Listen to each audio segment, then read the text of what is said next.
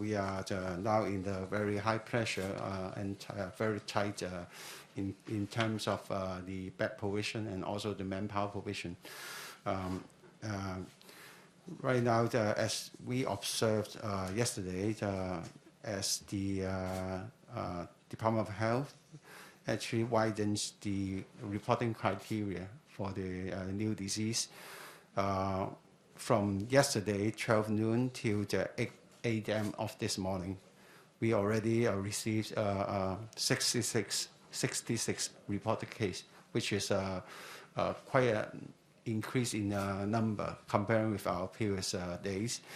And right now, we have more than 110, exactly 119 patients still in the hospital. That put a lot of pressure on our isolation beds.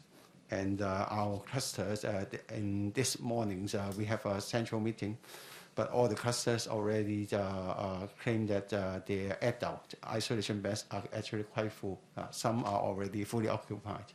And they are now mobilizing some of the other facilities that we have reserved for the turn them into negative pressure and mobilize the patients and the resources, so that while now we can increase our number of isolation beds that can be operated from 500 to 570 something, and our isolation rooms from 290 up to 309.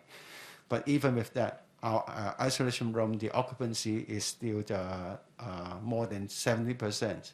So it's a very high occupancy, and they are trying to mobilize more over these coming few days. Our staff also concerned about if in case they have to take care of more of the confirmed cases. Some of them feel worried if they need to go home after work. So we fully understand that. So right now we are mobilizing the different rooms among the different hospitals and clusters. At this moment, I was told that out of our 7 clusters, we already have more than 260 beds available for the staff to stay overnight after their duty. And we are trying to mobilize more. And we are trying to actually see whether in the society, like in the hotel, whether we can hire more rooms for our staff for the accommodation.